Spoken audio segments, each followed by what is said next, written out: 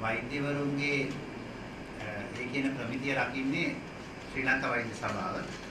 ඉන්දියාවේ අදාළ ප්‍රමිතිය රකින්නේ ඉන්දියානු වෛද්‍ය සභාව. ඒතකොට ලංකාවේ වෛද්‍ය සභාව කොච්චර ලිහිල්ද කියනවනම් අද පුළුවන් ඉන්දියානුවෙකුට ඇවිල්ලා ලංකාවේ වෛද්‍යවරයෙක් හැටියට කටයුතු කරන්නට වෛද්‍යවරුන්ගේ ප්‍රමිතිය අවශ්‍යයි නියාමනය ගන්න.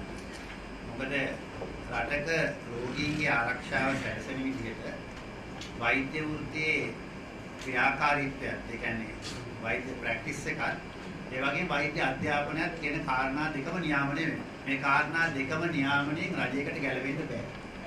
ඒක නිසා මහජනතාවගේ සහ රෝගීන්ගේ ආරක්ෂාව සඳහා රජයේ ආයතනයක් හැටියට හැම රටේම වෛද්‍ය සභාවක් තියෙනවා. ඒ වෛද්‍ය සභාවෙන් තමයි වෛද්‍යවරුන්ගේ කාර්යභාරය වෛද්‍ය අධ්‍යාපනයත් කියන අංශ දෙකම නියාමනය කරන්නේ. මේකෙදි තේරුම් ගත යුතු දේ තමයි අපි ගත්තාම මේක ආදේශ කරපුවාම මේ කියන දීපාර්ශ්වික දිවිසුමට ලංකාවේ රෝගියෙක්ට ප්‍රතිකාර කරන යම්කිසි කෙනෙක් දේශිකයෙක් හෝ ශ්‍රී ලාංකිකයෙක් කියන දෙන්නම නියාමනය කිරීමේ හැකියාව වෛද්‍ය සභාවට තිබිය යුතුයි. එතකොට ඉන්දියානු වැසියෙකුට අදට සිද්ධවන්නාක් මන්ම ඇවිල්ලා මෙහි ප්‍රතිකාර කරන්නට පුළුවන්.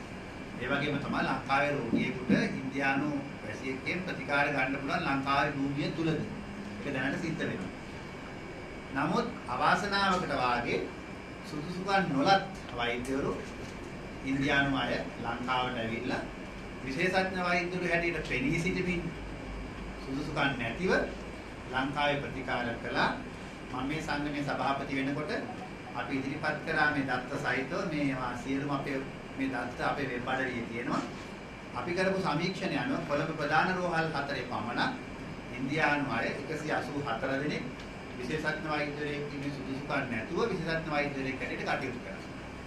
අපේ ප්‍රශ්නෙට පිළිතුරක් දෙනවා නම් මේකේ ආදේශනය ගත්ත හැකි ඉන්දියාව. මම ඉල්ලා සිටින මෙතන සිටින මාධ්‍යවේදීන්ගෙන් ඉන්දියානු මෙඩිකල් කවුන්සිල් එක ආවරණය කරන්නේ ඉන්දියානු පනතකින්. ඒ පනත කියවලා බලන්න ඉන්දියාවේ උපන්නත් ඉන්දියාවේ පුරවැසි භාවයක් නැත්තම් ඉන්දියාවේ පෞද්ගලිකව රාජ්‍ය අංශයේ වෛද්‍යවරයෙක් හැටියට වැටුප් ලබන රැකියාවක් කරන්නට බෑ. වෙන විදිහකින් කියනවා නම් ශ්‍රී ලාංකිකයෙකුට ඉන්දියානු බිමේදී ඉන්දියානු රෝගියෙකුට ප්‍රතිකාර කිරීම කල නොහැක. එහෙම අන්තවාදී ප්‍රතිපත්ති තියෙන ඉන්දියානු ආගේ රටක එක්ක තමයි සමබරතාවයක් කතා කරන්නේ. ඉන්දියාවේ උපන්නත් ඉන්දියාවේ පුරවැසිභාවය අහෝසිරි එංගලන්තයේ පුරවැසිභාවය හෝ වෙනත් රටක පුරවැසිභාවය තියෙනවනම් ඒ පුද්ගලයාටවත් බෑ ඉන්දියානු රෝගියෙකුට ප්‍රතිකාර කරන්නට ඉන්දියානු මෙඩිකල් කවුන්සිල් එකේ නැත්නම් ඉන්දියානු වෛද්‍ය සභාවේ අදාළ පනත අනුව. එතකොට ඕකේ සමබරතාවයක් නැහැ. ඒක නිසාම මේ කාරණේ පෙන්වන්න කරලා දුන්නාට පස්සේ මේ ද්විපාර්ශ්වික කිවිසුම අත්සන් කරනකොට වෘත්තීය වේදීන් සම්බන්ධයෙන් වෛද්‍යවරුන් දැනට අයින් කරලා තියෙනවා. එහෙම තිබුණත් අපි අපේ වැඩේ කරනයි කියලා ආත්මාර්ථකාමී එළියට යන්නේ නැතිව ඉතුරු වෘත්තීය වේදීන් ආරක්ෂා කිරීම සඳහා මේ සියලු දෙනා සමග අපි එකාමෙන්ම අත්වැල් බැඳගෙන කටයුතු කරනවා. ඒකින්ද තමයි අපි කිව්වේ මේ කාරණා සම්බන්ධයෙන් අපේ ආරක්ෂාව තහතික වෙන විදිහට ජාත්‍යන්තර වෙළඳාම සම්බන්ධයෙන් ජාත්‍යන්තර වෙළඳ ගිවිසුම් සම්බන්ධයෙන් පළමු කොටම ලංකාවේ ජාතික ප්‍රතිපත්තියක් හදන්න. මේක එක්තරා දේශපාලන පක්ෂයකට නෙමෙයි අපි කියන්නේ සියලු දෙනාටම කියන්නේ. එතකොට ආණ්ඩු මාරු වුණත් මේ රටේ ජාත්‍යන්තර වෙළඳාම සහ වෙළඳ ගිවිසුම් පිළිබඳ ප්‍රතිපත්තියක් තියෙනවා නම් ඒ ප්‍රතිපත්තිය තුළින් ලංකාවේ රටවැසියා සහ මේ රට සහ රටේ අනාගතය රැකෙනවා නම් ගිවිසුමට යන්නට පුළුවන්. එහෙම නොවි අපේ ආරක්ෂාව සහතික කරන්නේ නැතිව ගිවිසුමකට එළවීම අපි ඉල්ලාගෙන අමාරු වැටිල්ලක් කියන එක කියන්න අවශ්‍යයි. අනිත් කාරණය තමයි යම් කිසි අය මේකෙදී අවධාරණය කරන්න උත්සාහ කරනවා අපි වෙළඳාම් කළ යුතුමයි කියලා. රටක් හැටියට, පුද්ගලයෙක් හැටියට, සංවිධානයක් හැටියට ස්වාධීන වෙන්නත් පුළුවන් නැත්නම් වෙළඳාම් කරන්නත් පුළුවන්. වෙළඳාම් කළ යුතුමයි කියන මතයේ ඉඳගෙන කළොත් අපිට පිහිටක් වෙනවා කියන මතයේ ඉඳගෙන තමයි මේ තර්ක අරගෙන ඉන්නේ.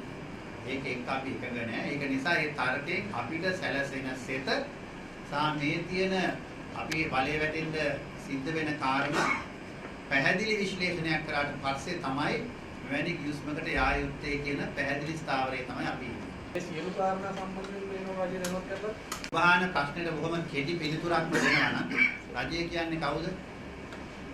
අපිට තේරෙන තරමින් අතිගරු ජනාධිපතිතුමා, ගරු අගමැතිතුමා සහ විශේෂ භාර ඇමතිවරු. මේ සියලු දෙනාටම අපි සභාපති විතරක් නෙමෙයි ලේකම් ඔක්කොම අස්සම් කරලා ලියුම් යවලා තියෙනවා. මේ ලියුම් හම්බුණාද කියලාවත් අපිට දැනුවත් කිරීමක් නැහැ. අපි ස්තුතිවන්ත වෙනවා විශේෂයෙන් මලික් සමරවික්‍රම ගරු ඇමතිතුමාට අපිට මේ කාරණා සම්බන්ධයෙන් යම් දත්ත ප්‍රමාණයක් ලබා දීලා. පසුගිය රජයේ අවස්ථාවේදී මේ කාරණය හඟවගෙන තමයි කටයුතු කරන්නේ. මේ රජයේ කටයුතු කරන්නේ මේක හඟවගෙන. ඒකට හේතුව තමයි මේ කිවිසුම අත්සන් කිරීම සඳහා රාජ්‍ය නිලධාරීන් නෙවෙයි ඇත්තටම මූලිකත්වය අරන් තියෙන්නේ එක්තරා ආර්ථික විද්‍යාඥයන්යි කියා ගන්නා කිහිප දෙනෙක්. ඒ ආර්ථික විද්‍යාඥයෝ කිහිප දෙනා යම් කිසි විදිහකට දත්ත මත පසුදු නොවි හිතලු හැටියට එයාට හිතෙනවා මේකෙන් රටට සිතක් වෙයි කියලා. එහෙම නැත්නම් එයා එහෙම කියනවා එයාට යම් කිසි වරප්‍රසාද ලැබෙන නිසා.